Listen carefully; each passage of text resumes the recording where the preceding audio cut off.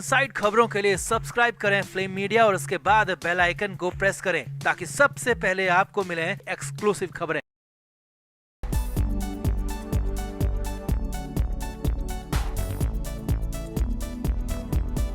एक तरफ जहां देवेंद्र फडणवीस उद्धव ठाकरे को सरकार में शामिल होने का ऑफर देकर खलबली मचा चुके हैं, वहीं अब बीजेपी नेता और पूर्व मुख्यमंत्री अशोक चव्हाण ने भी उद्धव ठाकरे को सरकार में शामिल होने का खुला न्योता दे दिया, जिसके बाद तो बवाल हो गया। महाराष्ट्र की सियासत के लिए अशोक चव्हाण का ये बयान काफी खलबली भरा रहा। तो क्या कहा अशोक चव्हाण ने, आखिर क्यों बार बार उद्धव ठाकरे को सरकार में शामिल होने का ऑफर दिया जा रहा है, आखिर इस सब की इनसाइड स्टोरी क्या है, आपको भी दिखाते हैं। आप भी वीडियो को शेयर करें और अपनी राय कमेंट बॉक्स में जरूर दें।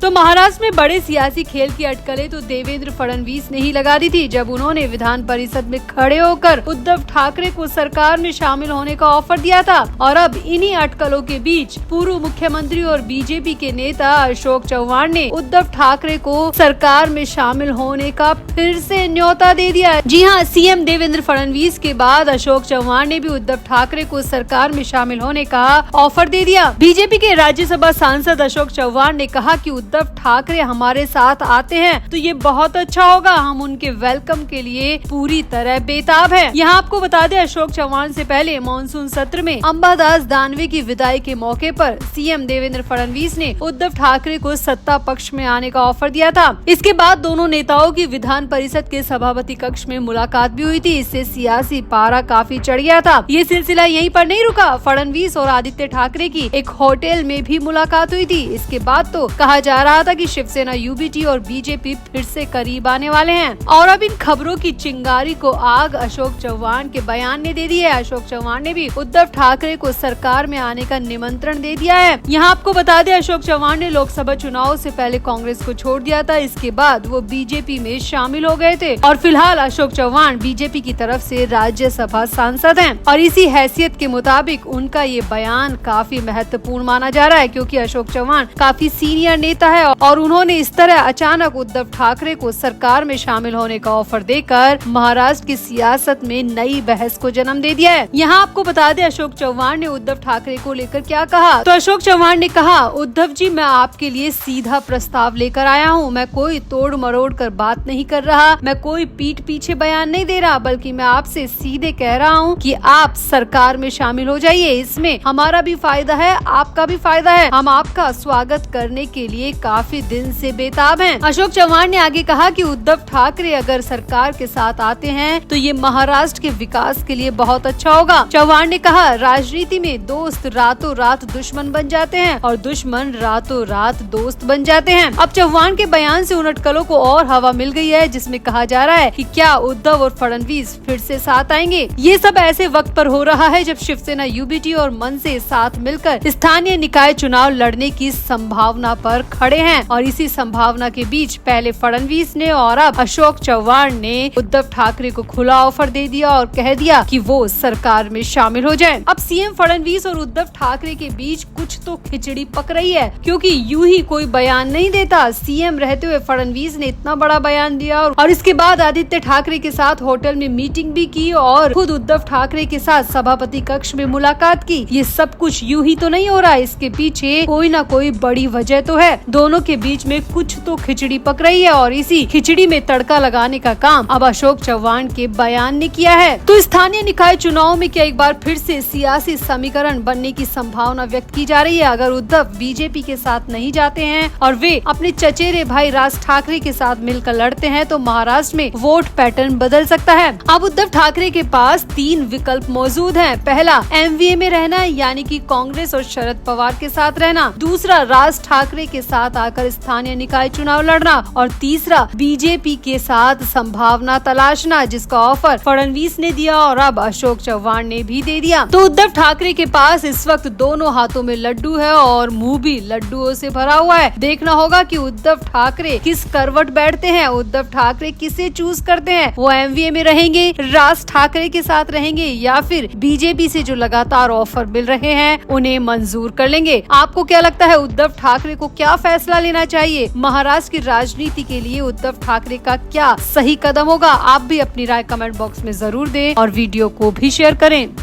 तो महाराष्ट्र के मुख्यमंत्री देवेंद्र फडणवीस ने गुरुवार यानी 17 जुलाई को शिवसेना यूबीटी प्रमुख उद्धव ठाकरे की मुलाकात के बाद सियासी अटकलें लगाई जाने लगी। इससे पहले बुधवार यानी 16 जुलाई को सीएम फडणवीस ने उद्धव ठाकरे को ऑफर भी दिया था और उनके सामने सरकार में आने का प्रस्ताव रखा था। इसकी खूब चर्चा अब तक हो रही है, लेकिन इसे लेकर अब एकनाथ शिंदे गुट के नेता संजय निरुपम ने उद्धव ठाकरे पर तंज कसा है, बहुत बड़ा हमला किया है। कांग्रेस से शिवसेना में शामिल हुए संजय निरुपम ने सोशल मीडिया प्लेटफॉर्म एक्स पर लिखा कि विधान परिषद में हंसी मजाक में मुख्यमंत्री देवेंद्र फडणवीस ने उद्धव ठाकरे को अपनी तरफ आने का निमंत्रण क्या दिया। आज उद्धव ठाकरे बाल बच्चों के साथ मुख्यमंत्री से मिलने पहुंच गए। अपना झोला बिस्तर सब कुछ लेकर उद्धव ठाकरे मुख्यमंत्री से मिलने पहुंच गए। लगता है कि उद्धव ठाकरे ने इस मजाक को कुछ ज्यादा ही सीरियस ले लिया है। संजय निरुपम ने आगे लिखा कि महाराष्ट्र का विपक्ष कितना लाचार है और कितना लालची है, ये साफ साफ दिखाई दे रहा है और ये बात इसका ज्वलंत उदाहरण है। यही लालची विपक्ष सरकार के खिलाफ स्थानीय निकाय चुनाव में उतरने वाला है। नतीजे का अंदाजा अभी से लगा लीजिए, आखिर में सारा ठीकरा ईवीएम पर ही फूटेगा। इसके बाद संजय निरुपम ने मीडिया में आकर भी बयान दिया और जोर जोर से चिल्ला कर कहा कि उद्धव ठाकरे जैसा लालची विपक्षी नेता मैंने आज तक नहीं देखा। उद्धव ठाकरे से देवेंद्र फडणवीस ने सिर्फ मजाक किया था और उद्धव ठाकरे उस मजाक को इतना गंभीर ले बैठे कि वो अपने बाल बच्चों समेत मुख्यमंत्री से मिलने के लिए दूसरे दिन ही पहुंच गए। उन्हें इतना भी सब्र नहीं हुआ, इतनी भी समझ में नहीं आई कि मुख्यमंत्री तो सिर्फ मजाक कर रहे थे और मजाक की बात को इतना सीरियस लेकर उद्धव ठाकरे अपना झोला बिस्तर लेकर मुख्यमंत्री से मिलने के लिए पहुंच गए। संजय निरुपम ने आगे कहा कि मैं अब तक उद्धव ठाकरे को एक ठीक ठाक नेता समझता था क्योंकि उनकी रगों में बाला साहब ठाकरे का खून है, लेकिन उद्धव ठाकरे की इस हरकत ने साफ साफ बता दिया